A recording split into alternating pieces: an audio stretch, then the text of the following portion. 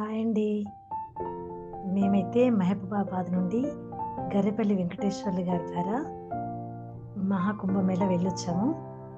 మరి మీకు చాలా మంచి అనుభవాలు తీసుకొచ్చాము అక్కడ నుండి.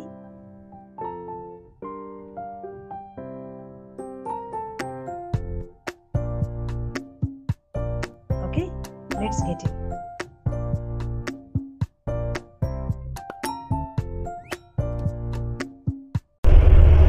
నా పేరు రూపా అండి. నేను ఇరిగేషన్ డిపార్ట్మెంట్లో జాబ్ చేస్తాను మహిబాద్లో. మాది మహిబాదు.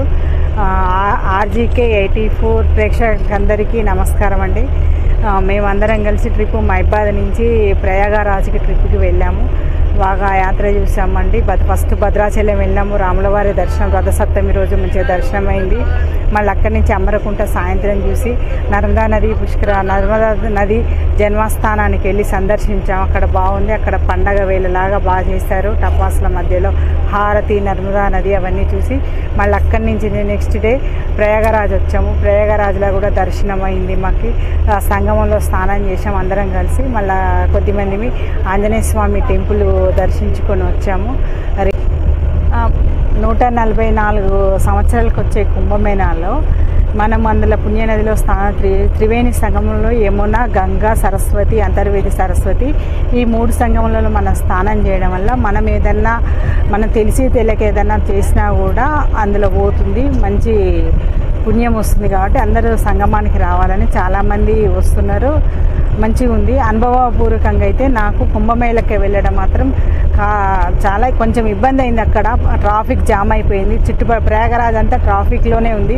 ఆ ట్రాఫిక్లోనే మేము నడుచుకుంటూ వెళ్ళాము. అందరము వెళ్ళి రూమ్లో సెక్టార్లో ఉన్నాము. మంచిగానే కొంచెం ఇబ్బంది పడ్డాం. నడక ఒక్కటే ఇబ్బంది, కానీ మాకు అక్కడ సంగమం దగ్గర కానీ ఎలాంటి ఇబ్బంది కలలేదు. ఆంజనేయ స్వామి 45 మినిట్స్ పట్టింది. అయినా మేము దర్శనం చేసుకున్నాము. ఎక్కడ కూడా ఎలాంటి ఇబ్బంది. మళ్ళీ తిరిగి ప్రయాణంలో కూడా ఇక్కడ ఒక టమాటా రోడ్డు మీద నాగపూర్కి యువతలో ఒక తోట ఉంది. అక్కడ కూడా ఎంజాయ్ చేసుకొని వచ్చాము మేము. ఎక్కడ కూడా అంటే చిన్నవి మనం వెళ్ళేటప్పుడు ఇబ్బందులు అనేది జరుగుతుంది. ఇది టూర్లో ఇంతమందిని కలిసి వెళ్ళినాం కాబట్టి మాకు నడక అనేది ఇబ్బంది అయింది. మామూలుగా ప్రయాగరాజ్ పోయినప్పుడు దగ్గరలో ఉండేది చూసుకునేయండి ఎవరైనా కూడా. ఎందుకంటే లాంగ్ అయితే ఇబ్బంది అవుతుంది. అందరూ కూడా సెక్టార్ అనేసి అంత దూరం పోతే టెంట్ అంటే ఇబ్బంది అవుతుంది. రైల్వే స్టేషన్ దగ్గర, స్కూల్స్లలో వాళ్ళల్లో కూడా, ఫంక్షన్ హాల్లో కూడా యాత్రికుల కోసం అనేసి ఉంచారు. ఆ దగ్గర ఉంటే మీరు బోటింగ్తో పోతే డైరెక్ట్ మీరు సంగమానికి పోయి స్నానం చేయడానికి మీకు వీలుగా ఉంటుంది. ఎక్కడ కూడా ఇబ్బంది ఏం లేదు. అన్నీ కూడా టాయిలెట్స్ గవర్నమెంట్ వాళ్ళు కూడా మంచిగా చేశారు. అక్కడ ఇబ్బంది ఏం యాత్రికుల కోసము చాలా బాగా జరిగింది. నేనైతే ఎంజాయ్ చేశానండి ట్రిప్పు.